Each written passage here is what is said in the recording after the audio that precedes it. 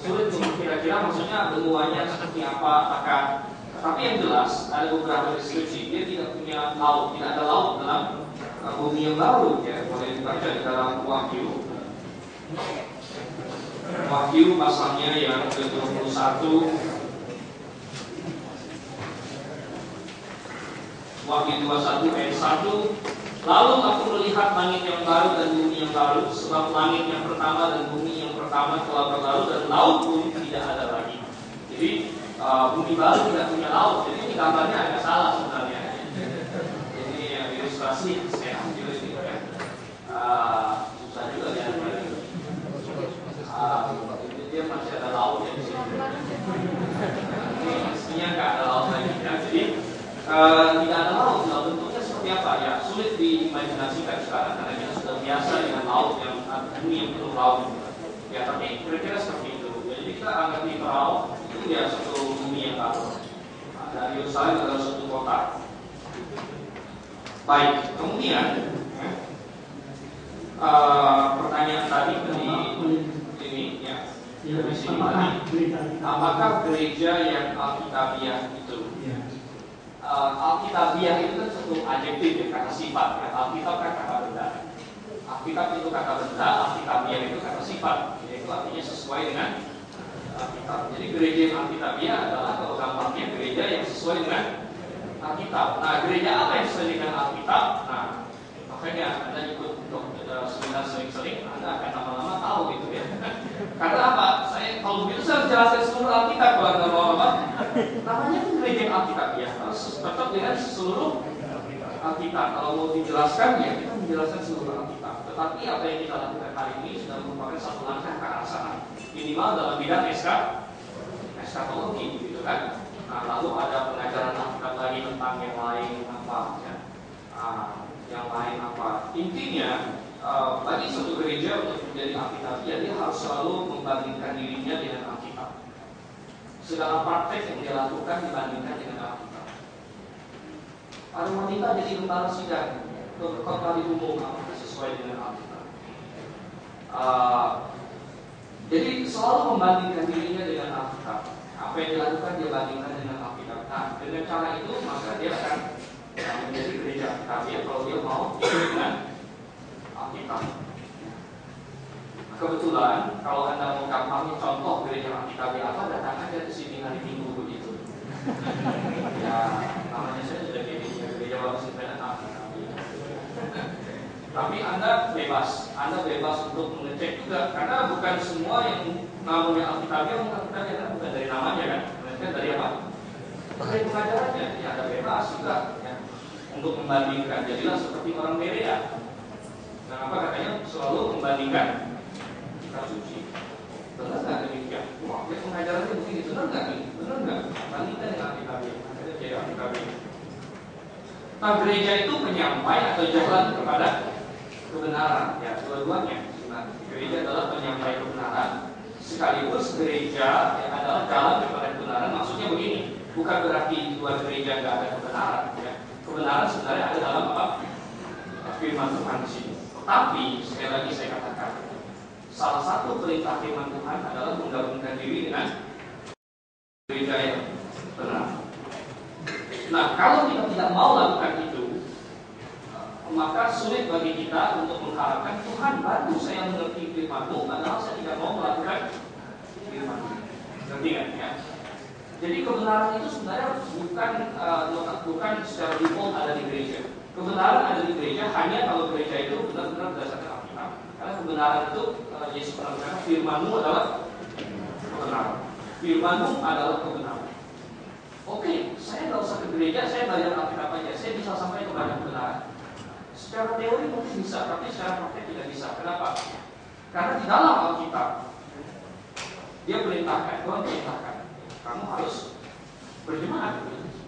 Dan untuk mengerti firman Tuhan, kita bergantung kepada Roh Tuhan. Sambil kita minta sama Roh Tuhan, bantu saya sambil saya baca firman-Mu, saya mengerti kebenaran. Tanya, Tuhan, apa kamu mengerti kebenaran? Mau dilakukan atau tidak? Kalau saya nggak mau lakukan, Tuhan, cuma iseng aja, saya pengen tahu yang benar. Tuhan nggak akan bukakan kebenaran. Loh, ini isi kebenarannya bergabung dengan gereja yang benar. benar. Gitu. Kamu nggak mau lakukan, kamu cuma iseng pengen tahu aja yang mana yang benar, tapi sesudah kamu tahu, kamu nggak mau lakukan. Untuk apa? Tuhan membukakan kebenaran kepada orang yang demikian, gitu kan? Jadi secara teoritis ini kebenaran. Dan gereja itu benar kalau dia cocok dengan ini, tetapi ya, supaya orang bisa mengerti ini, dia harus sambil melakukan. Harus sambil melakukan, nggak bisa gini, saya mau tunggu, saya tahu 100% dulu baru saya mau mulai lakukan. Nggak bisa. Nggak ada orang yang 100% sudah menguasai Alkitab. Tapi apa yang sudah kita tahu itu kita lakukan. Tuhan akan tambahkan lagi. Kita tahu lagi, kita lakukan. Tuhan tambahkan lagi, kita lakukan lagi. Itu jalannya. Oke. Kemudian iya, orang yang tidak percaya meninggal, apakah ada kesempatan saat tribulasi dari ini ya? Ini Bapak juga. Jadi jawabannya enggak dong, ya. Tidak. Orang sudah meninggal, tidak ada kesempatan kedua bagi dia. Orang yang hidup di masa tribulasi ya belum meninggal. Saya ada salah pengertian di sini. Nah, kemudian pertanyaan berikutnya, doa yang paling benar apakah itu doa Bapa Kami? Ya. Apakah doa Bapa Kami itu doa yang paling benar? Tidak, ya, tidak. Coba Anda buka ya, misalnya Nehemia.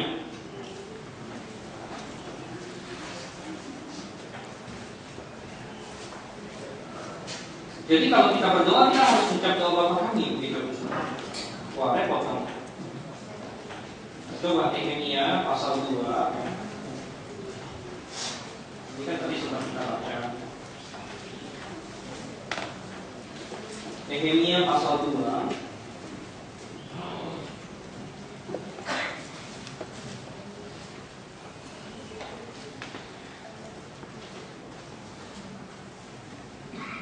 ayat yang keempat. Lalu kata raja kepadaku, jadi apa yang kau inginkan? Maka aku berdoa kepada Allah semesta langit. Kemudian jawabku kepada raja, jika raja menganggap baik dan berkenan kepada hamba-Mu ini, utuslah aku ke Yehuda, ke kota kuburan dari moyangku, supaya aku membangunnya kembali. Jadi di sini Nehemia sebagai juru minum raja lagi cakap-cakap sama raja.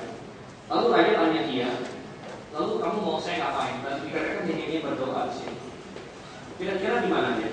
Raja suka. Saya ke kamar dulu. Doa Bapa Kami atau doa yang lain. Tidak, saudara. Ya. Dia pasti berdoa dalam hati di sini. Ini pasti doa yang singkat. Tuhan, tolong kasih jawaban yang benar. Gitu. Misalnya gitu kan.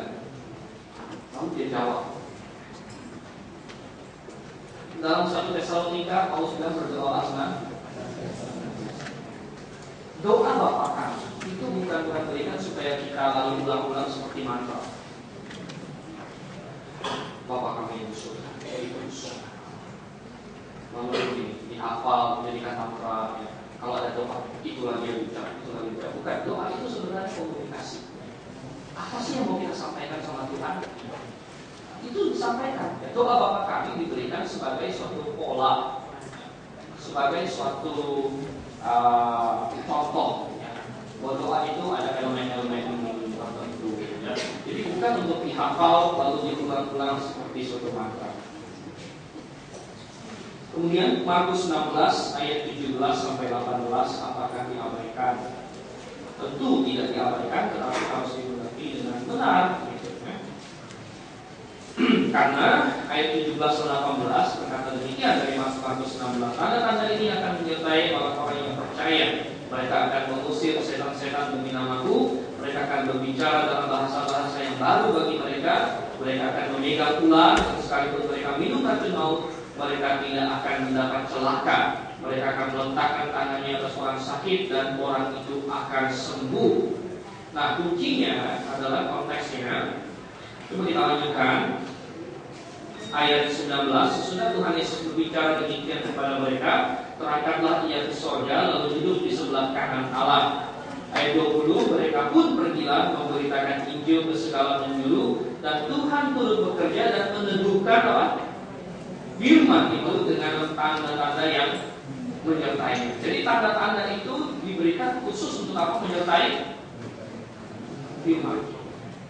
Firman menyertai firman. Firman apa?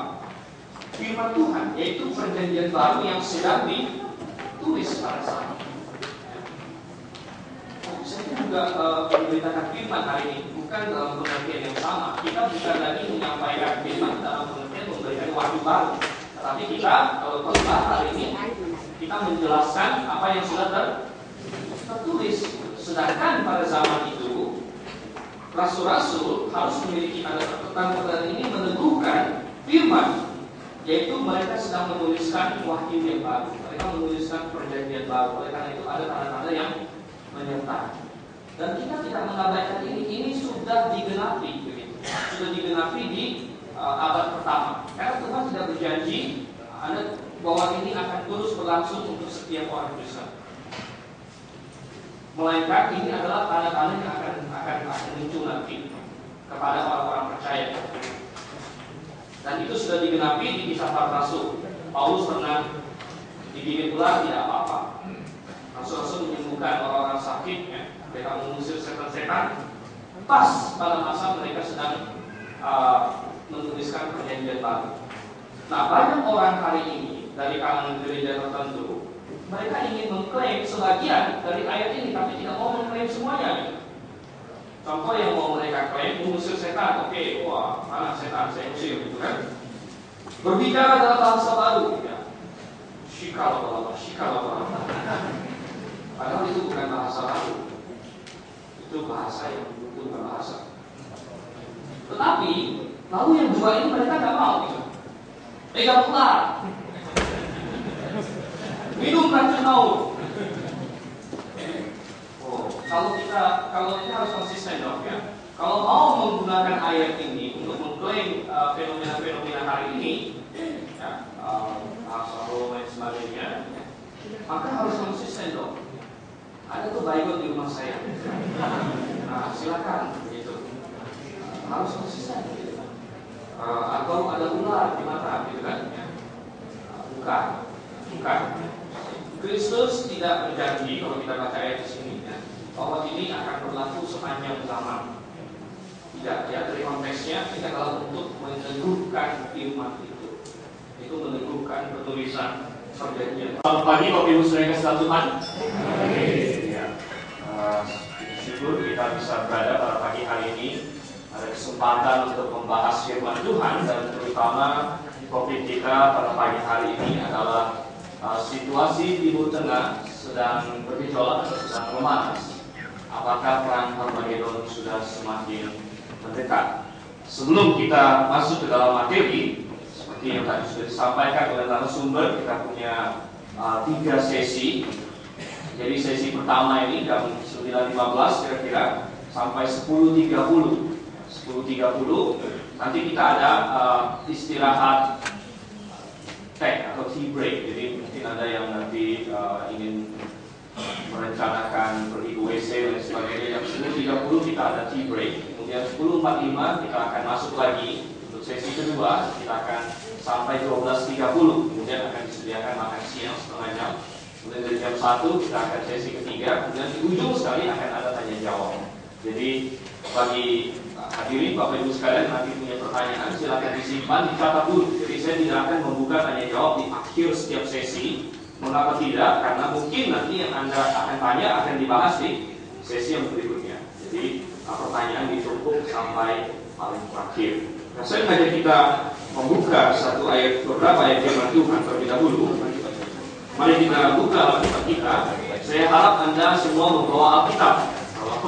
Kalau namanya seminar, apalagi seminar khas teologi, kalau Anda tidak bawa Alkitab, saya tidak tahu Anda mau membahas dari mana, karena dasar dan isi pembahasan kita akan mayoritas berasal dari Alkitab. Kalau kita buka dalam Matius pasal 24. Kalau Anda lupa membawa handphone itu bagus. Kalau Anda lupa membawa Alkitab, ya kurang begitu bagus di sini. Tapi tidak apa-apa. Kalau Anda tidak mempunyai Alkitab, Anda boleh angkat tangan. Mungkin akan ada panitia yang meminjamkan Anda sebuah Alkitab. Jadi tidak apa-apa. Kita akan pinjamkan Alkitab. Ada satu di sini. Satu ibu tidak punya Alkitab. Mungkin ada yang bisa pinjamkan. Ya. Baik. Pertama coba kita lihat dalam Matius pasal yang ke-24. Kita lihat ayat 32 dan ayat yang ke-33. Matius 24 ayat yang ke-32 dan 33. Di sini Yesus berkata, "Tariklah pelajaran dari perumpamaan tentang pohon ara. Apabila ranting-rantingnya melembut dan mulai bertunas, kamu tahu bahwa musim panas sudah dekat. Demikian juga jika kamu melihat semuanya ini, ketahuilah bahwa waktunya sudah dekat, sudah di ambang pintu." Dalam perikop lain, Yesus mencela orang-orang Farisi dan ahli Taurat.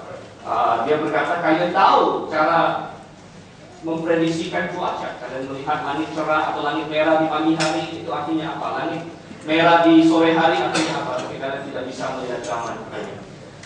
Coba kita lihat lagi di dalam 1 Tesalonika pasalnya yang kelima.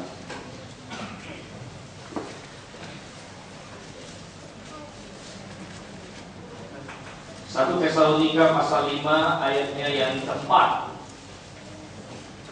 1 Tesalonika pasal 5 ayat yang keempat. "Tetapi kamu, saudara-saudara, kamu tidak hidup di dalam kegelapan sehingga hari itu tiba-tiba mendatangi kamu seperti pencuri." Jadi orang Kristen seharusnya, orang yang sungguh-sungguh percaya Tuhan, adalah kelompok orang yang mampu untuk mengetahui apa rencana Allah bagi masa depan. Kalau orang lain kebingungan, kalau orang lain akan terkejut, kalau orang lain yang tidak memiliki firman Tuhan akan ditimpa oleh kekejutan secara tiba-tiba, tidak sedemikian seharusnya orang percaya. Demikian kata firman Tuhan. Tetapi mengingat banyaknya kekacauan dan doktrin di luar sana, masih dalam 1 Tesalonika 5, coba kita lihat ayatnya yang ke-21. Masih dalam pasal yang sama tadi, 1 Tesalonika 5 ayat yang ke-21 dikatakan, "Ujilah segala sesuatu dan peganglah yang baik." Kita harus menguji segala sesuatu dan memegang yang baik. Okay? Baik, jadi kita harus menguji segala sesuatu. Ada banyak sekali pengajaran di luar sana, ada banyak sekali pengajaran yang berkata mereka tahu tentang akhir zaman. Baru-baru ini Harold Camping di Amerika mengatakan tanggal 21 Mei akan terjadi kiamat.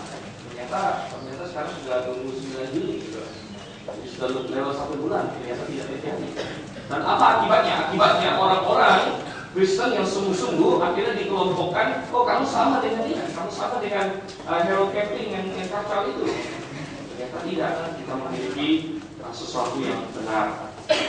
Ya, jadi kalau kita lihat sekarang satu ayat lagi yang saya ajak kita baca, yaitu di dalam 2 Korintus pasalnya yang ke-13.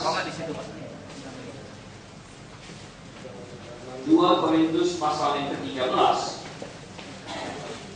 ayatnya yang ke-8.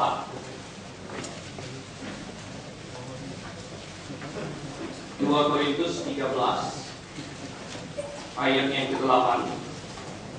Di sini prinsip dari Rasul Paulus, prinsip Rasul Paulus yang sebaiknya menjadi prinsip masing-masing dari kita juga. Dia berkata, "Karena kami tidak dapat berbuat apa-apa melawan kebenaran, yang dapat kami perbuat ialah untuk kebenaran." Nomor satu yang saya ingin tegaskan sejak awal dari seminar ini, yaitu bahwa seminar ini akan mengajak kita untuk menyelidiki kebenaran. Saya tidak tertarik dengan tradisi, saya tidak tertarik dengan kalau orang berada di pihak yang salah lalu saya harus menyenangkan dia. Tidak. Saya lebih tertarik kepada kebenaran, dan seharusnya Anda juga demikian. Amin. Kalau ternyata sesuatu itu salah, maka kita bongkar.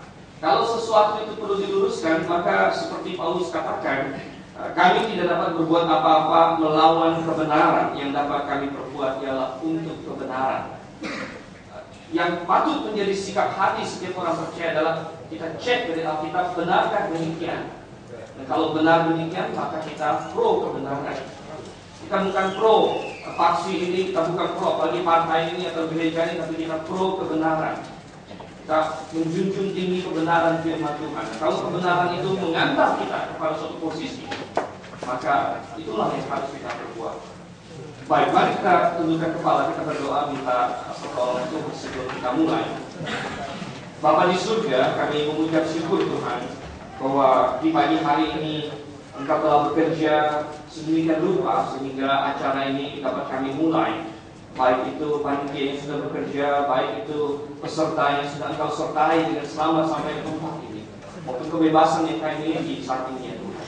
Dan terutama firman-Mu yang Engkau telah berikan, sehingga ada sesuatu yang telah Engkau nyatakan mengenai masa depan, yaitu sesuatu yang perlu kami selidiki dan ingin kami selidiki pada pagi hari ini.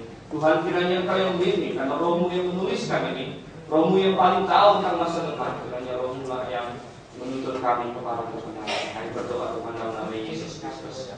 Amin. Oke. Ya.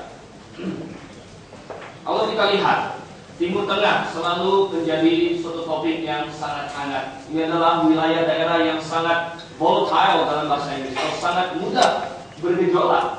Dan tidak lama sebelum ini kita melihat setengah tahun terakhir terjadi gejolak di mana-mana di Timur Tengah.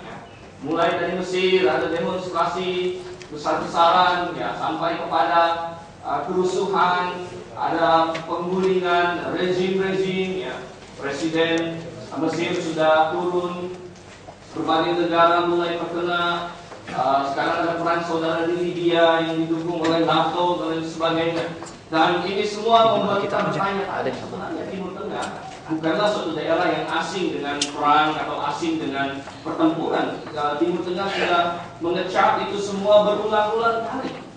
Tetapi setiap kali ada edisi terbaru lagi kekerasan di sana, setiap kali ada kerusuhan lagi, kita menjadi bertanya-tanya, apakah ini yang akan mengantar kepada perang Harmagedon? Ya. Coba kita lihat satu ayat yang sering dikenal oleh orang Kristen di dalam Matius pasalnya yang ke-24. Matius pasalnya yang ke-24, ayatnya yang ke-6. Matius pasal 24 ayatnya yang ke-6 berbunyi, kamu akan mendengar deru perang atau kabar-kabar tentang perang, namun berawas-awaslah, jangan kamu gelisah, sebab semuanya itu harus terjadi tetapi itu belum kesudahannya. Banyak orang bertanya, apakah perang yang sedang terjadi sekarang, apakah itu di Timur Tengah, apakah itu di Irak, apakah itu di Afghanistan, apakah itu dengan Korea Utara atau dengan yang lain lagi, apakah itu yang dimaksud oleh Alkitab di sini? Bahwa kita sudah mendekat kepada akhir zaman, apakah kita sedang di akhir zaman? Apa definisi dari akhir zaman? Kapan kita bisa berkata, oh ya, saya sekarang sudah di akhir zaman? Bagaimana? Apakah ini yang dimaksud di Matius 24 tentang kamu akan mendengar deru perang dan kabar-kabar perang? Apakah ini dia? Apakah perang yang sedang terjadi sekarang? Apakah akan ada perang dunia ketiga nanti? Ini semua adalah pertanyaan-pertanyaan yang sering menggelitik kita. Dan Alkitab memberikan jawaban, saudara. Ya, kalau kita bicara mengenai perang, ini selalu adalah topik yang sangat menarik sekali. Saya sendiri sejak kecil, saya tahulah namanya anak laki ya, pasti suka perang-perangan namanya. Ya, pakai itu perang-perangan pakai boneka ini mainan ya, sampai kepada kalau lebih tua ya, saya tidak tahu berapa di sini suka main paintball atau suka main airsoft gun ya, kita perang-perangan ya. Ini perang selalu adalah sesuatu yang menarik sekaligus menakutkan. Menarik karena perang seringkali menentukan arah sejarah. Alexander Agung melibas Persia dan akhirnya mendirikan hegemoni Yunani karena dia menang perang. Yang kalah perang tersingkir, yang menang perang menjadi raja. Ya, seringkali perang menentukan sejarah dan menakutkan karena selalu ada dampak negatif dari perang itu sendiri. Dan perang telah ada sejak manusia jatuh ke dalam dosa.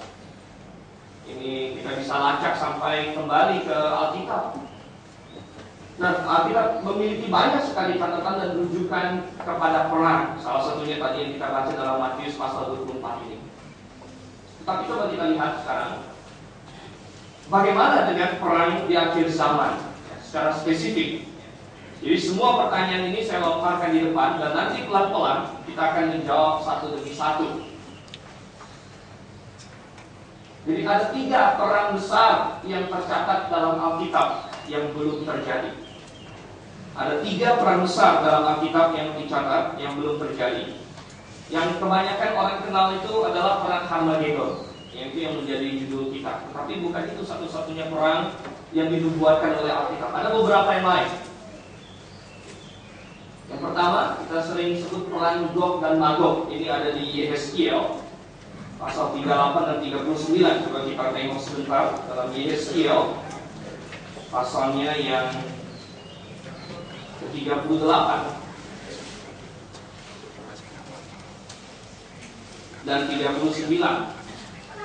Tentu ini terlalu panjang untuk kita baca sekarang 2 pasal ini, tetapi Anda boleh nanti kilas. Coba saya ajak baca dulu Yehezkiel 38 ayat 1 sampai ayat 9. Di sini berbunyi demikian, datanglah firman Tuhan kepadaku, hai anak manusia, tunjukkanlah mukamu kepada Gog di tanah Magog, yaitu Raja Agung negeri Mesek dan Tubal, dan bernubuatlah melawan dia.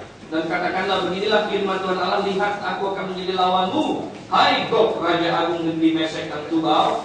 Aku akan menarik engkau dengan mengenakan kelikir pada rahangmu dan membawa engkau keluar beserta seluruh tentaramu, yaitu pasukan berkuda, semuanya berpakaian lengkap, suatu kumpulan orang banyak dengan perisai besar dan kecil, dan semuanya berpedang di tangannya. Orang Persia, Ethiopia, dan Put menyertai mereka, dan semuanya dengan perisai di ketopong. Orang Gomer beserta seluruh bala tentaranya, Bet Togarma dari utara sekali dengan seluruh bala tentaranya, banyak bangsa menyertai engkau. Bersedialah dan bersiaplah engkau dengan semua kumpulan orang yang menggabungkan diri dengan engkau, menjadilah pelindung bagi mereka. Ayat 8 di sini paling penting. Sesudah waktu yang lama sekali engkau akan mendapat perintah. Pada hari yang terkemudian, jadi ini belum terjadi, engkau akan datang di sebuah negeri yang dibangun kembali sesudah musnah karena perang. Negeri apa yang dimaksud? Ini adalah negeri Israel. Dan engkau menuju suatu bangsa yang dikumpul dari tengah-tengah banyak bangsa di atas gunung-gunung Israel. Jadi jelas ini Israel yang telah lama menjadi reruntuhan. Bangsa ini telah dibawa keluar dari tengah bangsa-bangsa, dan mereka semuanya diam dengan aman tentram. Engkau muncul seperti angin badai dan datang seperti awan yang menutupi seluruh bumi. Engkau beserta seluruh bala tentaramu, dan banyak bangsa menyertai engkau. Jadi jelas di sini ada suatu nubuatan bahwa di suatu waktu di masa yang akan datang ada suatu kumpulan yang disebut Gog dan Magog. Nanti kita akan bahas siapa itu Gog dan Magog. Beserta dengan sekutu-sekutunya banyak bangsa, ada disebut di sini misalnya Persia, Ethiopia, Put, Gomer, Bet Togarma, dan mereka akan datang menyerang Israel di suatu waktu. Nah, kapan ini akan terjadi? Ini adalah sesuatu yang sudah dinubuatkan. Kita akan lihat nanti perang ini kapan akan terjadi. Ya, berikutnya lagi kita melihat ada lagi perang yang disebut juga perang Gog dan Magog, tapi adanya di Wahyu. Coba kita buka sekarang di dalam Wahyu pasalnya yang ke-20.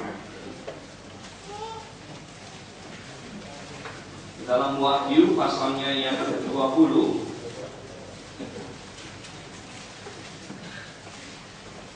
Wahyu pasal 20 ayat 7 sampai dengan ayat yang ke-10.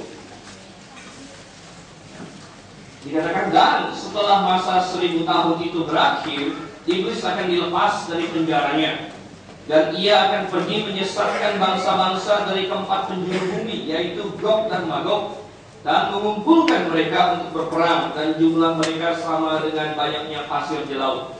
Maka naiklah mereka ke seluruh dataran bumi, lalu mengepung perkemahan tentara orang-orang kudus dan kota yang dikasihi itu. Tapi dari langit turunlah api menghanguskan mereka, dan iblis yang menyesatkan mereka dilemparkan ke dalam lautan api dan belerang, yaitu tempat binatang dan nabi palsu itu, dan mereka disiksa siang malam sampai selama-lamanya. Sering menjadi pertanyaan adalah, apakah perang Gog dan Magog yang di dalam Wahyu 20 ayat 7 sampai 10 sama dengan perang Gog dan Magog yang di Yehezkiel 38 sampai 39 ini? Karena kedua-duanya memakai nama Gog dan Magog. Apakah ini sama? Kita akan bahas ini. Apa yang dimaksud di sini? Jadi kemudian tentu ada perang yang sudah terkenal, yaitu perang Armageddon yang tadi dibaca di awal oleh moderator kita di Wahyu 16 ayat 16. Tidak apa-apa, kita coba lihat satu kali lagi.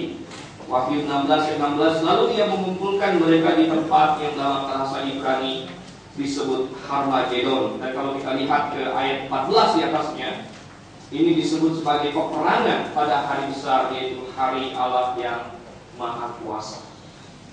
Bagaimana ketiga perang ini saling berkaitan satu dengan yang lain? Yang mana duluan? Yang mana belakangan? Apakah ketiga-tiganya sama? Jangan-jangan perang Gog Magog di sini dengan Gog Magog ini dalam Armageddon adalah hal yang sama. Tiga nama untuk satu perang. Apakah demikian? Ataukah ketiga perang ini berbeda satu dengan yang lainnya? Kapan akan terjadi? Nah, ini semua harus kita selidiki dari dalam Alkitab, dan itu yang akan kita lakukan pada pagi hari ini.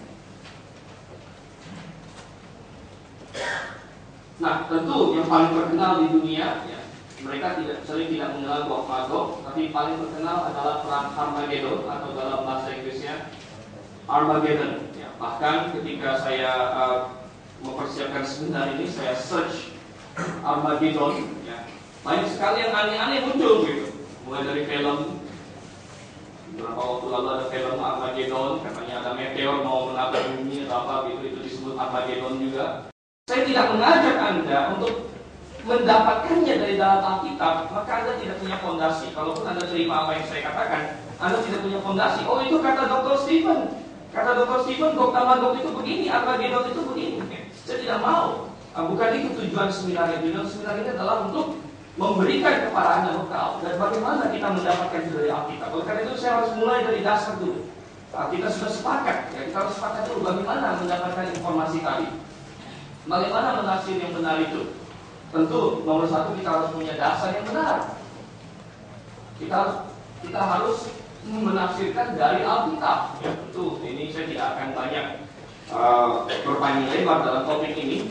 Di tempat lain, di waktu lain, Gids mengadakan seminar tentang doktrin Alkitab. Mengapa kita percaya Alkitab sebagai firman Tuhan yang pantas kita mendirikan doktrin semua kita di atasnya. Tapi hari ini sudah saya asumsikan, Anda semua setuju dengan saya bahwa Alkitab sebagai firman Tuhan yang terpelihara. Dan hari ini kita ingin belajar mengenai akhir zaman dari Alkitab ini. Dan hanya dari Alkitab ini. Bukan kata si Nabi ini, bukan kata si Nabi itu, bukan kata si pendeta ini, ya, tetapi kita lihat dari Alkitab. Apa kata Alkitab tentang akhir zaman? Jadi harus ada dasar yang benar dulu. Dan kita harus percaya tentunya bahwa Alkitab tidak salah, konsisten, dan dapat dipahami. Artinya kita bisa membandingkan satu ayat dengan ayat lain. Apa itu konsisten? Kalau kita melihat ada ayat bicara begini, kemudian ayat lain bicara begitu, kita harus bisa menyusun suatu doktrin yang konsisten, yang harmonis dengan kedua ayat tersebut. Tidak diperbolehkan bagi seorang teolog atau seorang yang ingin mengerti Alkitab untuk hanya mencoba satu ayat saja tanpa melihat semua bagian yang lain. Itu akan menuju kepada kesesatan kalau seperti itu.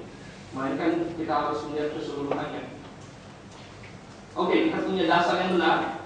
Kemudian yang sering diabaikan oleh orang adalah kita harus punya subjek yang benar. Artinya apa? Siapa yang boleh menafsirkan sebenarnya? Siapa yang boleh menafsirkan? Kalau saya pernah khotbah hari Minggu, saya barusan khotbah. Di zaman Katolik dulu hanya imam yang boleh menafsirkan. Yang imam Katolik yang boleh menafsirkan. Yang lain tidak boleh baca Alkitab. Tapi ini adalah suatu pertanyaan, siapa yang bisa menafsir dengan benar? Siapa yang bisa menafsir dengan benar? Adalah orang yang lahir baru, orang yang sudah lahir baru. Coba kita buka dalam 1 Korintus.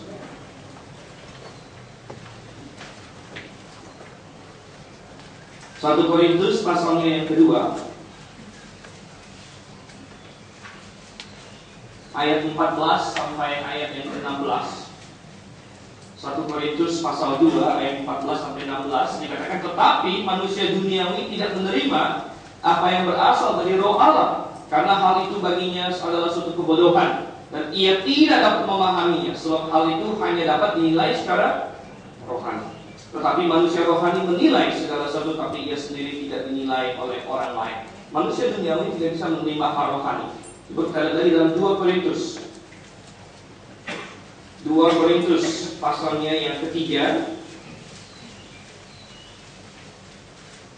2 Korintus pasal 3 ayat 15 dan ayat yang ke-16. 2 Korintus pasal 3 ayat 15 dan 16. Di sini bahkan sampai pada hari ini waktu Paulus menulis, tetapi kita bisa extend sampai hari ini tahun 2011. Setiap kali mereka membaca kitab Musa, maksudnya mereka di sini atau Paulus adalah orang-orang Yahudi yang tidak percaya Tuhan. Tapi ini bisa juga berlaku ke semua orang yang belum sungguh-sungguh lahir baru. Setiap kali mereka membaca kitab Musa, ada selubung yang menutupi hati mereka. Tetapi apabila hati seorang berbalik kepada Tuhan, maka selubung itu diambil daripadanya. Sekali lagi, orang yang bisa menafsirkan dengan benar hanyalah orang yang sudah memiliki Roh Kudus di dalam hatinya. Kenapa? Karena ini ditulis oleh Roh Kudus. Ini ditulis oleh Roh Kudus. Jadi itu syarat nomor 1. Ini ditulis Roh Kudus yang bisa menafsirkan dengan benar, dan Roh Kudus yang ada dalam hati tiap-tiap orang percaya itu disebut iluminasi, penerangan oleh Roh Kudus. Tetapi banyak orang juga tidak melihat. Sangat penting bagi seseorang untuk berada dalam sebuah gereja lokal yang alkitabiah untuk bisa menafsir dengan benar. Mengapa demikian? Karena Alkitab ini ditulis kepada satu audiens tertentu. Ya, kalau Anda lihat Perjanjian Baru ditulis mayoritas kepada jemaat lokal, kepada jemaat-jemaat lokal. Paulus menulis kepada jemaat-jemaat lokal, kepada 1 Korintus, kepada Galatia, jemaat-jemaat Galatia, kepada Efesus, kepada lain sebagainya. Sehingga berada di sebuah gereja lokal tadi, yang berarti Anda adalah bagian dari resipien atau audiens yang dimaksud oleh Roh Kudus ketika dia menuliskan Perjanjian Baru. Ketika Roh Kudus menulis kitab Efesus, ketika Roh Kudus menulis kitab Wahyu ditujukan kepada siapa, saudara? Kitab Wahyu ditujukan kepada siapa? Kitab Wahyu ditujukan kepada 7 jemaat lokal di Asia Kecil waktu itu. Efesus, Smyrna, Pergamus, Thyatira, Philadelphia, Laodikia. Ya. Jadi penerima Alkitab yang pertama yang dimaksud oleh Roh Kudus adalah orang-orang yang berada dalam gereja lokal. Ketika kita tidak berada dalam gereja lokal yang alkitabiah, kita memiliki suatu sandungan, ya, suatu barrier, ya, suatu halangan untuk bisa memahami Alkitab secara benar 100%. Ya, saya tidak katakan tidak bisa memahami sama sekali, tapi untuk bisa sampai dengan pemahaman yang mendalam akan sangat sulit sekali. Jadi, mengapa kitab Wahyu begitu sulit dimengerti oleh banyak orang Kristen? Karena mereka tidak berada dalam gereja lokal. Oke, tentu kita juga harus memakai metode penafsiran yang benar. Metode penafsiran yang benar ini akan kita bahas secara lebih lanjut sekarang, karena ini sangat penting sekali berhubungan dengan nubuatan. Mengapa ada banyak sekali teori mengenai akhir zaman? Karena metode penafsirannya berbeda-beda. Nah, ada 2 metode penafsiran yang besar, yang bersaing. Yang pertama disebut sebagai metode alegorikal. Dan dalam metode penafsiran alegorikal ini maksudnya adalah begini: ketika kita membaca firman Tuhan, kita jangan hanya membaca apa adanya, tapi kita harus cari lagi setiap ayatnya ini mengandung suatu makna yang lebih dalam, makna spiritual, makna alegoris yang lebih dalam lagi. Sedangkan ada suatu metode literal yang berkata bahwa tidak usah mencari-cari makna spiritual, makna alegoris dalamnya, apa adanya kita terima. Nah, perlu dicatat bahwa metode literal tidak menyangkal bahwa ada alegori, ada perumpamaan, ada kiasan di dalam Alkitab. Semua ada. Ya, tetapi ketika Alkitab memakai kiasan, memakai perumpamaan, biasanya ada tanda-tandanya. Misalnya dalam Injil kita baca Yesus mengatakan suatu perumpamaan, maka jelas itu perumpamaan. Atau dikatakan ada suatu tanda, oh itu suatu tanda. Ya, tetapi ketika Alkitab membuat suatu pernyataan yang jelas, yang tegas, maka jangan kita mencari suatu makna alegoris, melainkan kita terima apa adanya. Ini adalah maksud dari penafsiran secara literal. Nah, penafsiran alegoris tadi katakan harus mencari makna spiritual katanya, ya, yang lebih dalam. Jadi kalau Anda baca, Anda akan bingung apa maksudnya ini, harus dicari lagi lebih dalamnya apa. Misalnya saya ambil contoh deh, salah satu penafsiran alegoris ya, waktu saya bikin disertasi saya untuk Doctor of Theology, kebetulan topik yang saya pilih adalah eskatologi ya. Jadi makanya saya didaulat untuk jadi pembicara hari ini karena saya membahas tentang eskatologi. Saya meriset contoh-contoh orang yang memakai cara-cara alegori ya. Ada banyak ya, Cyprian Origen zaman dulu, tapi dia yang ini juga ada ya. Saya ambil contoh, misalnya perumpamaan Yesus tentang orang Samaria. Coba kita lihat di dalam Lukas misalnya ya.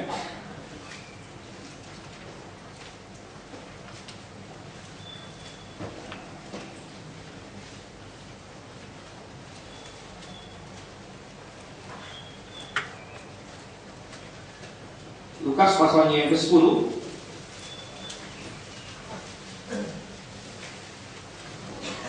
Ini saya dapatkan dari suatu komentari, saya tidak perlu sebut namanya. Suatu komentari, Anda kita semua sudah tahu orang Samaria yang murah hati. Orang Samaria yang murah hati, lalu dia sampai, dan ini kebetulan ini juga perumpamaan, ya, tetapi metode penafsiran yang alegoris ada satu yang seperti ini. Misalnya coba kita lihat di ayat yang ke-35. Keesokan harinya ia menyerahkan 2 dinar kepada pemilik penginapan itu. Katanya, rawatlah dia, dan jika kau belanjakan lebih dari ini, aku akan menggantinya. Maka aku kembali. Nah, menurut Bapak Ibu Saudara sekalian, ini mudah dimengerti nggak kata-kata ini? Mudah kan? Maksudnya ini ada satu orang Samaria yang menolong orang yang kena rampok ini, lalu dia bawa ke sebuah penginapan, lalu supaya dia bisa dirawat dia kasih 2 dinar gitu. Tetapi ada cukup banyak komentator ya, atau komentari Alkitab yang mencoba mencari makna alegoris, makna spiritual yang tidak lagi gitu. Ini 2 dinar ini pasti ada maksudnya gitu.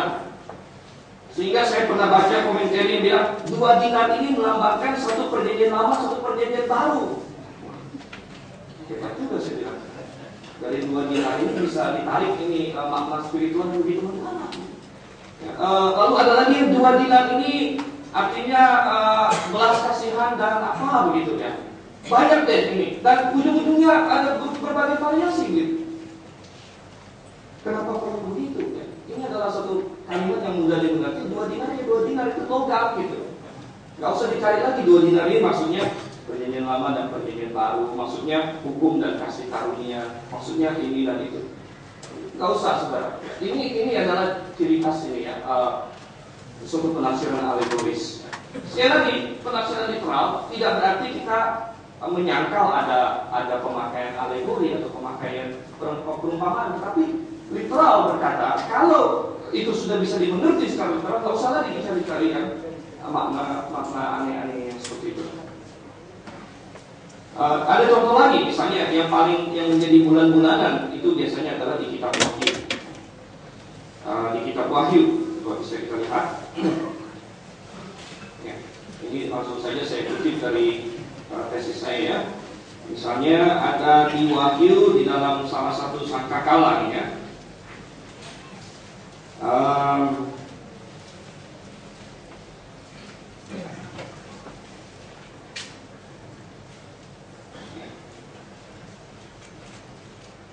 Misalnya di dalam ya, Wahyu ya, salah satu ininya ya, Wahyu pasalnya yang ke-8 misalnya dalam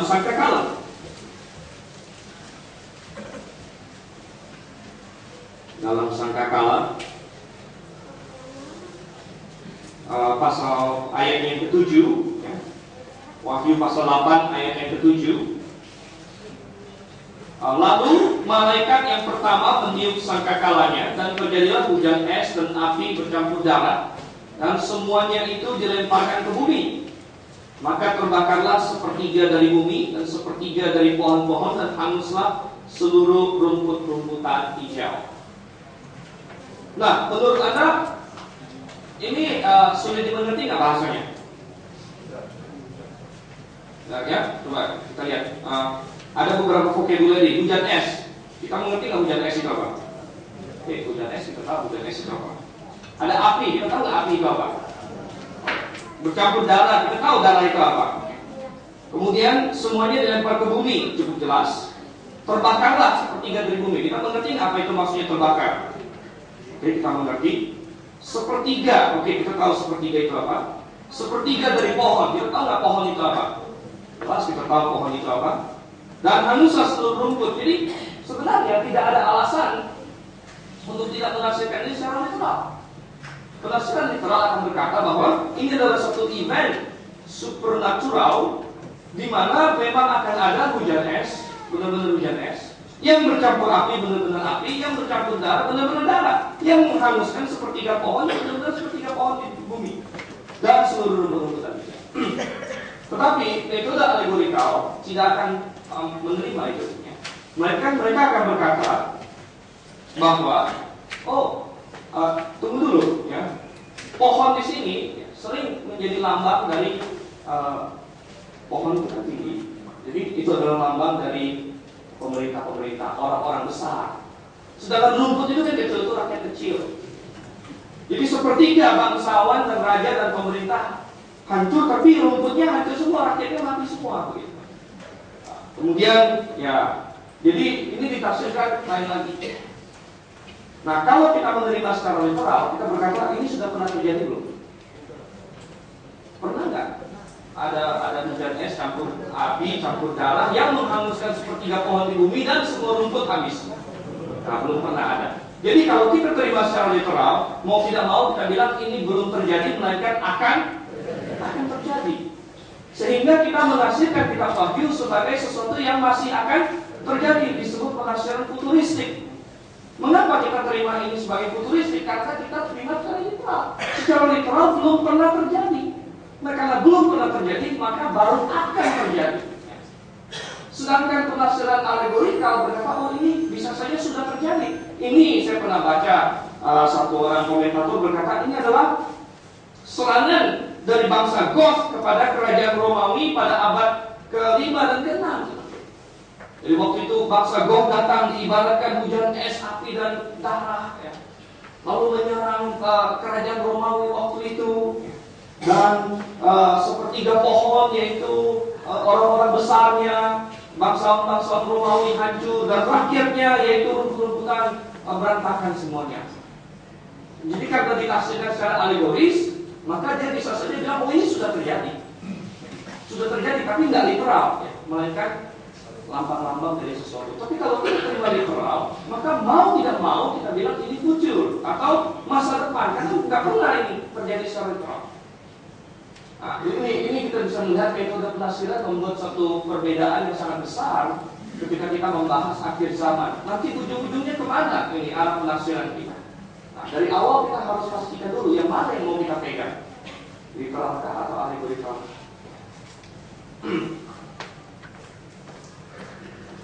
Nah, ya banyak yang alegorikal dalam bahasa kenubuatan, itu sudah jelas ya. Nah, bagaimana menafsirkan Alkitab yang benar itu? Ini sebenarnya satu cabang ilmu yang disebut sebagai hermeneutika.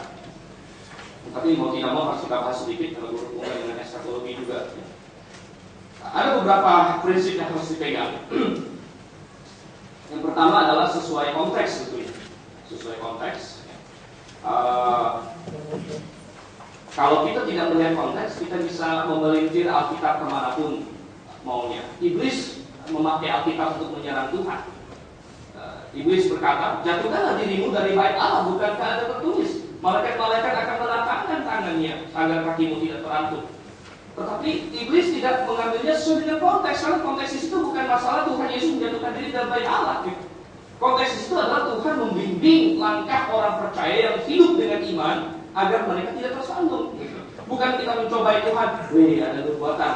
Kaki saya nggak akan terangkut batu, jadi saya mau lompat dari tebing mana begitu. Jadi iblis tidak memperhatikan konteks, tentu dia sengaja melakukan itu. Ketika kita tidak bermain sesuai konteks, maka kita akan sampai kepada kekacauan juga.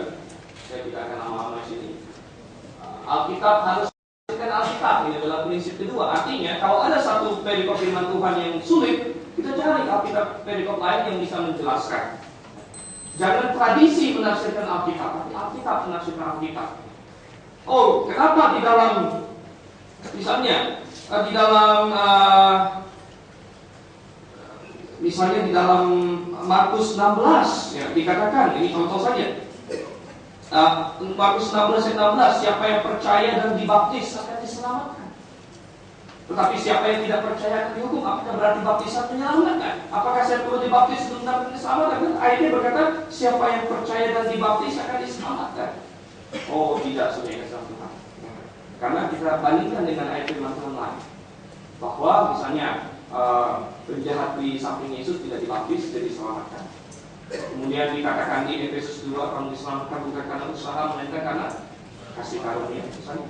Jadi kita bandingkan. Lalu apa maksudnya di sini? Karena kita punya Alkitab bagian lain yang menafsirkan Alkitab lain, kita bisa sampai pada kesimpulan. Oh bukan, kita maksudnya baptisan menyelamatkan, tapi baptisan seharusnya mengikuti percaya secara langsung. Jadi orang yang percaya seharusnya sesegera mungkin memberi diri dibaptis. Siapa yang percaya dan dibaptis, itu sudah satu paket begitu. Satu paket seperti makan dan minum. Habis makan kita minum biasanya, gitu kan? Normalnya makan habis itu minum. Tapi yang bikin kenyang makannya atau minumnya? Gitu. Makannya. Gitu. Jadi makanlah dan minumlah supaya kamu kenyang. Makan yang bikin kenyang, tapi minum sudah satu paket di situ. Justru ini mengajarkan siapa yang percaya dan dibaptis akan diselamatkan, ini mengajarkan urut-urutannya. Harus percaya dulu baru dibaptis. Kalau dibaptis dulu baru percaya itu salah. Oleh karena itu ada yang dibaptis waktu kecil belum percaya apa-apa, sudah gede nggak apa-apa katanya, nanti itu ada CD katanya, CD dia percaya, tapi itu semua sudah melanggar. Nah CD percaya dulu baru dibaptis dulu baru percaya. Ini contoh Alkitab menafsirkan Alkitab. Kita akan pakai ini nanti dalam banyak penafsiran kita. Ya, itu yang ketiga adalah kita menafsirkan secara literal. Dari tadi kita omongkan itu.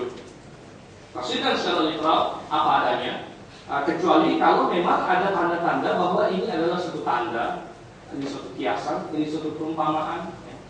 Itu memang ada dalam Alkitab tanda-tanda itu. Kita akan lihat tentu ini kita pelajari dalam bidang yang disebutkan hermeneutika.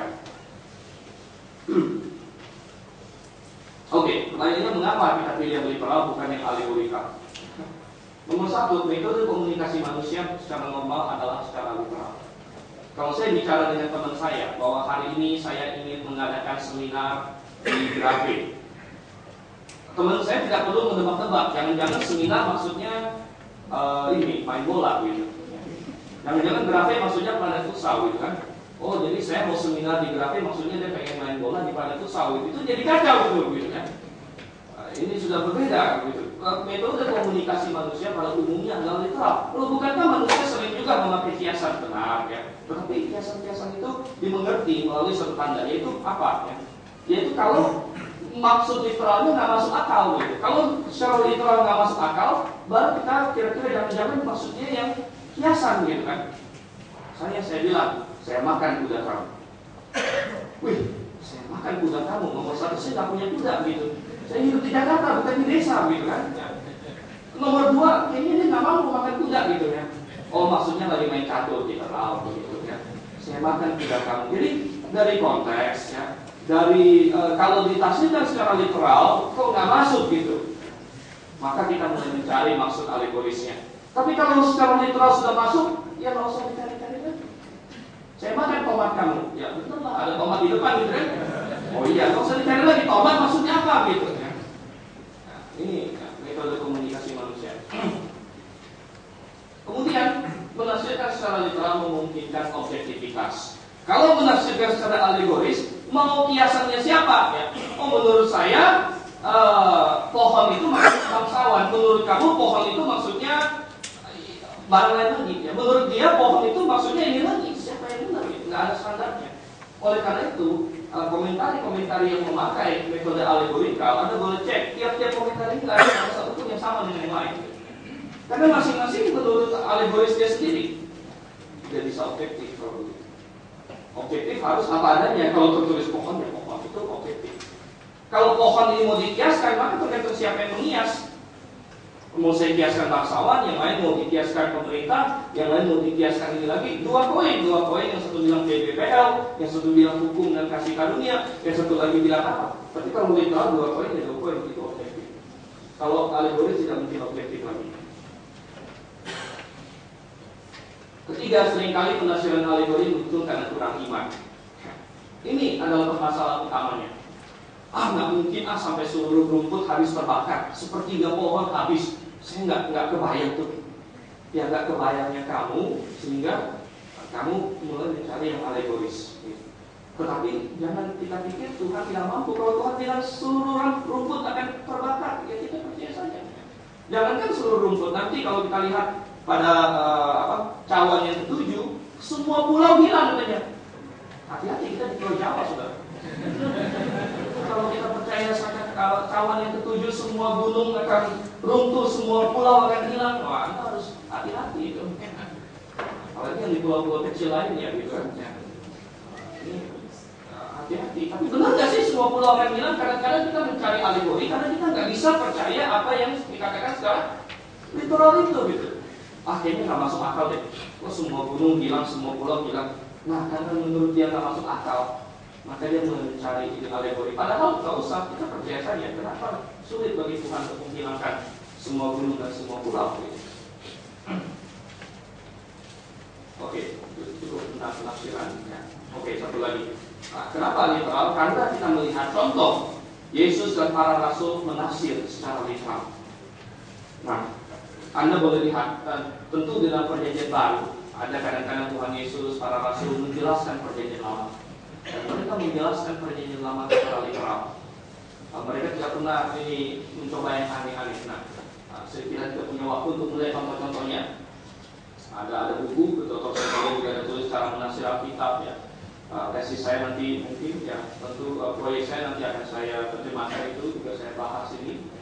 Kita tidak punya cukup banyak waktu karena eskatologi itu satu semester sudah. Satu semester kalau kita ada, dan itu pun masih sering banyak pertanyaan yang tidak masih ditunda-tunda. Jadi kalau kita bungkus rapi-rapi menjadi satu hari ini ya, kita harus agak cepat dalam beberapa topik dan yang tidak sempat kita bahas adalah boleh panjang. Oke, jadi kita sudah pegang. Saya mau pegang penafsiran literal. Nah, ini sudah punya dasar fondasi ya. Kalau saya pegang penafsiran literal, maka ada konsekuensinya. Ada konsekuensinya mengenai eskatologi. Apa itu konsekuensinya? Ya. Nomor satu, kalau kita menafsir secara literal, maka konsekuensinya kita akan melihat adanya perbedaan antara satu zaman dengan zaman lain. Ini yang disebut sebagai dispensasionalisme. Dispensasionalisme muncul karena kita mau menafsirkan Alkitab secara literal. Jadi maksudnya literal begini, misalnya kalau kita baca di dalam perjanjian lama, kitab Imamat, kok orang Israel disuruh untuk menyembelih domba, misalnya gitu kan? Menyembelih domba. Kok kita enggak hari ini? Nah, ini kalau kita mau pegang secara literal, artinya memang sudah berbeda. Bagi mereka diharuskan, bagi kita nggak diharuskan. Kita nggak usah mencari alegorinya apa gitu. Oh, jangan-jangan saya memang masih menyembelih domba, cuma dialegorikan. Saya menyembelih domba itu ketika saya memasukkan uang persembahan atau apa, bukan. Tidak usah seperti itu. Melainkan apa adanya. Memang berbeda. Oh, zaman itu semua orang harus ke Yerusalem. Oh, dialegorikan. Artinya zaman sekarang semua orang harus ke Jakarta. Mereka memang berbeda. Pada zaman itu diharuskan semua orang Yahudi harus tiga kali setahun ke Yerusalem. Zaman sekarang tidak ada lagi seperti itu. Ini memang hal yang berbeda. Jadi ada perbedaan antara satu zaman dan zaman lain. Ini berasal dari kata dispensasionalisme. Apa itu dispensasi? Kata dispensasi itu berasal dari kata bahasa Yunani oikonomia, yang menjadi dasar dari bahasa kita ekonomi, atau cara Allah mengatur dunia ini. Cara Allah mengatur dunia ini. Jadi Dispensasionalisme melihat bahwa Allah memberikan tanggung jawab yang berbeda-beda kepada manusia dalam dispensasi yang berbeda. Jadi dispensasi itu suatu tanggung jawab, suatu aturan main yang Tuhan tetapkan. Jadi aturan main yang Tuhan tetapkan di zaman Israel berbeda dengan aturan main yang Tuhan tetapkan di zaman sekarang ini, yang kita sebut zaman gereja lokal. Berbeda dengan aturan main yang Tuhan tetapkan ketika Adam dan Hawa belum jatuh dalam dosa. Berbeda dengan aturan main yang Tuhan tetapkan di zamannya Nuh misalnya. Jadi ini kalau kita terjemahkan secara kampungan gitu ya, ekonomia ini artinya aturan main atau suatu tata cara, suatu dispensasi. Jadi aturan main atau tanggung jawab yang berbeda-beda kepada manusia dalam dispensasi yang berbeda. Nah, ada banyak sekali skema dispensasi di dunia ini. Tetapi ya ini yang terbaik menurut saya dikembangkan oleh Dr. Sven Bolivar sendiri. Kalau kita lihat ya, di sini ada penciptaan, kemudian kejatuhan. Nah, di sini sebenarnya ada satu dispensasi, sering disebut masa kekudusan misalnya. Mengapa? Karena aturan main di sini itu beda dengan aturan main di sini. Aturan main di sini adalah Adam dan Hawa bisa langsung ketemu Tuhan gitu. Jalan-jalan sore-sore sama Tuhan. Ya, tentu aturan mainnya beda. Tanggung jawabnya juga beda. Tanggung jawab mereka adalah mengusahakan Taman Eden, berkembang biak, beranak cucu, dan jangan makan buah pengetahuan yang baik dan yang jahat. Itu aturan tanggung jawab mereka di sini. Kemudian mereka gagal, jatuh dalam dosa. Aturan mainnya Tuhan ubah. Tentu mereka nggak bisa lagi ketemu Tuhan langsung. Dan nggak ada lagi pohon pengetahuan baik dan jahat, itu sudah Tuhan blokir. Jadi aturan mainnya berubah. Oke, aturan mainnya sekarang adalah kamu akan diselamatkan. Tuhan janjikan seorang juru selamat dalam Kejadian 3:15 bahwa keturunan perempuan akan meremukkan kepala si ular. Tapi kamu harus mengingat akan korban ini atau si juru selamat ini akan mati dengan suatu ibadah simbolik sederhana, yaitu menyembelih domba seperti dilakukan oleh Habel. Nah, yang penting adalah siapa yang menjadi pemberita kebenaran pada zaman itu, atau yang dalam bahasa Alkitab yang penopang dan dasar kebenaran. Siapa ini di sini? Oke, di sini tentunya ayah.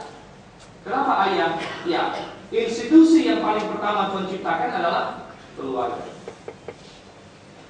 Keluarga sudah Tuhan ciptakan di Taman Eden. Bahkan sebelum ada pemerintah, sebelum ada gereja, sebelum ada Israel, keluarga sudah ada. Jadi ini institusi paling dasar.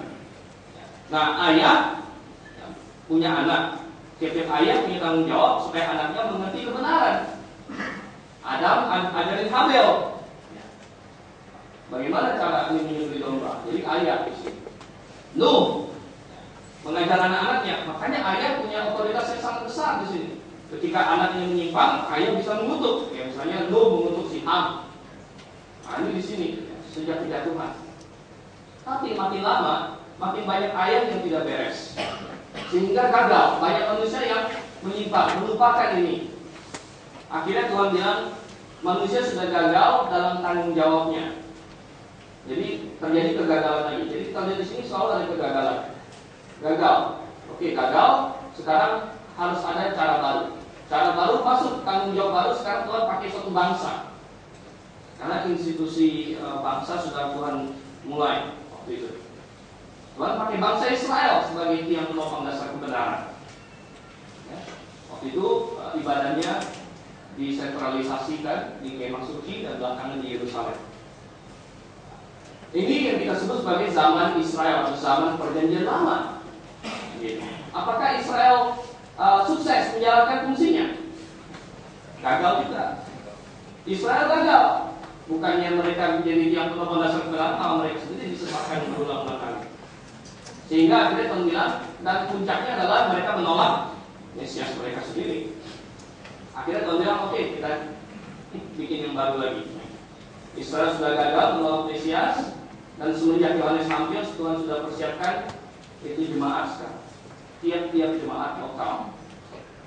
Satu Timotius 5, jemaat adalah tiang penopang dan dasar kebenaran sekarang. Ini ayat yang terpampang di sini. Jemaat dari Allah yang hidup, tiang penopang dan dasar kebenaran. Nah, kita berada di zaman ini sekarang. Nah, tanggung jawabnya apa sih ini sekarang? Kalau tanggung jawab di sini adalah sembelih domba mengingat akan Mesias.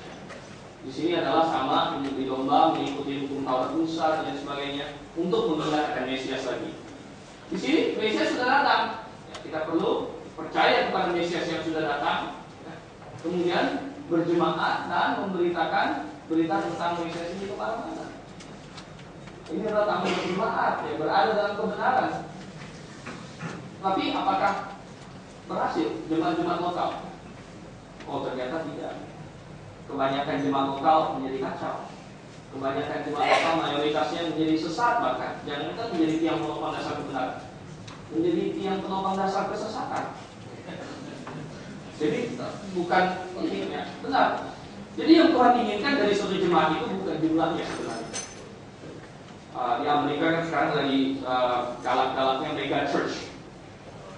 Bahkan ada banyak yang menjual buku ya, bagaimana mengembangkan gereja Anda menjadi mega church. Saudara, Tuhan tidak mementingkan jumlah. Tuhan mementingkan kebenaran. Kenapa? Kalau jumlahnya banyak tapi salah, maka tambah parah gitu kan. Sudah banyak sesat pula gitu. Ya Tuhan bukan menjadi tiang penopang dasar kebenaran lagi, malah menyesatkan orang. Makin banyak makin bahaya.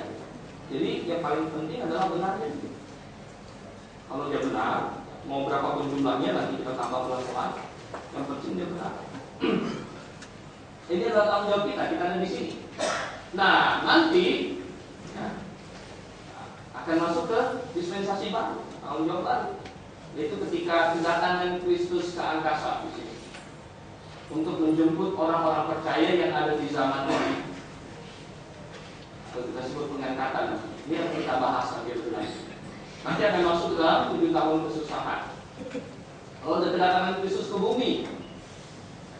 Jadi ini kedatangan kedua Yesus. Ada 2 fase sebenarnya. Nanti kita akan lihat. Ada kedatangan Kristus ke angkasa, ada kedatangan Kristus ke bumi. Ini 2 fase. Di tengah-tengahnya ada 7 tahun kesusahan. Di sini nanti beda lagi tanggung jawabnya. Kita akan lihat nanti. Kemudian setelah itu ada lagi disebut zaman milenium atau kerajaan 1000 tahun Yesus. Ini tanggung jawabnya beda juga. Jadi dispensasi zaman adalah melihat di tiap-tiap zaman manusia punya tanggung jawab yang berbeda-beda. Saya dalam masa jemaat di sini tidak punya tanggung jawab mereka yang di sini gitu. Oleh karena itu banyak gereja yang kacau karena mereka ingin coba-coba ikut tanggung jawab yang di sini. Kalau kita ada di sini tapi kita pengen hidup seperti di sini, maka itu kacau. Misalnya di sini bangsa Israel, ya sebagai satu bangsa tentu dia punya hukum-hukum nasional, misalnya hukum perangnya. Kalau di sini saya juga pengen orang Israel disuruh ini memusnahkan bangsa Filistin, saya juga mau nih, mana nih? Saya ini itu kacau seperti itu. Atau ya, apa yang Tuhan bilang sudah berubah tanggung jawabnya di sini mau diikuti ya. Di sini orang Israel hari Sabat kan sekarang banyak tren. Ini kita ikut lagi Yahudi gitu. Ada gerakan mau mengyahudikan lagi orang Kristen gitu. Lihat nih katanya nggak boleh makan babi di sini. Jadi itu tanggung jawab mereka. Benar, pernah gitu. Tetapi coba kita lihat di sini. Rupanya Tuhan sudah ubah tanggung jawabnya. Tanggung jawabnya di sini adalah memelihara hati yang suci, karena bukan yang masuk ke dalam yang menajiskan, melainkan yang keluar dari dalam hati, kata Tuhan Yesus. Lalu mereka ngotot, ini lihat ini di imamat, ya, ini lihat ini di ini. Benar, itu tanggung jawab mereka waktu di sini. Kalau kita tidak bisa melihat di tiap-tiap zaman ada tanggung jawab yang berbeda, maka kita akan menghadapi kekacauan yang luar biasa. Menghadapi kekacauan yang luar biasa. Jadi kita sembarang gitu. Yang di sini juga kita terapkan di sini. Kalau gitu saya pengen bangun satu altar batu di sini. Kan? Jadi tiap hari Minggu ini jemaat sumbang domba satu gitu kan. Kita potong, kita makan rame-rame, bagus juga makan siang sama-sama. Gitu. Apa begitu caranya? Itu bukan. Jadi tiap-tiap masa ada tanggung jawabnya sendiri. Nah inilah kita harus bisa mensintesis ini. Dan barulah kalau kita bisa melihat itu, baru kita bisa tahu tentang yang depan ini kan. Kalau ini kan kita bicara eskatologi, benar kita bicara eskatologi. Kenapa kita penting melihat di balik sini? Kok kita berbicara yang di sini?